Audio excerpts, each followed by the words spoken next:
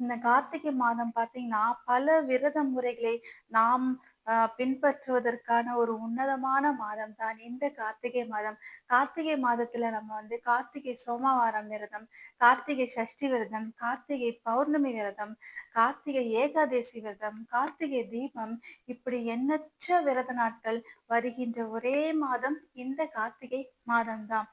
இன்னைக்கும் பார்த்தீங்கன்னா, பல மக்கள் பார்த்தீங்கன்னா, கங்கை, காவேரி அப்புறம் ராமேஸ்வரம், காசி இந்த மாரி பல திருத்தலங்களுக்கு போயிட்டு, அங்க புனித நீராடி வந்து தாங்கள் செய்த பாவங்கள வந்து தொலைச்சுட்டு வராங்க.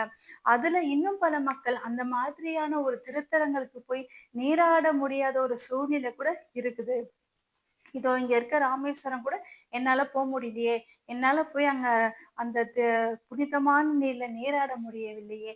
அப்படின்னு எத்தனையோ பேர் கவலைப்படுறவங்க இன்னைக்கும் இருக்கிறாங்க.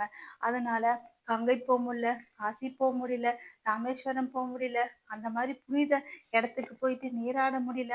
அப்படிலாம் நீங்க கவலைப்பட்டீங்க அப்படின்னா, இந்த கார்த்திகை மாதத்துல அதிகாலையில 4ல இருந்து 6க்குள்ள எழுந்திருத்து, நீங்கள் உங்க வீட்டிலேயே புனித நீராடு செஞ்சீங்க அப்படின்னா, அந்த மாதிரியான புனிதமான இடத்துல நீராடின ஒரு பலன்கள் வந்து உங்களுக்கு நிச்சயமா கிடைக்கும். அதனால இந்த மாதத்த நம்ம தவறவே விடக்கூடாது. இந்த முறையை நீங்கள் வந்து செஞ்சீங்க அப்படின்னா, எல்லா பாவங்களும் நீங்கி புண்ணியம் வந்து உங்களுக்கு நிச்சயமாக கிடைக்கும்.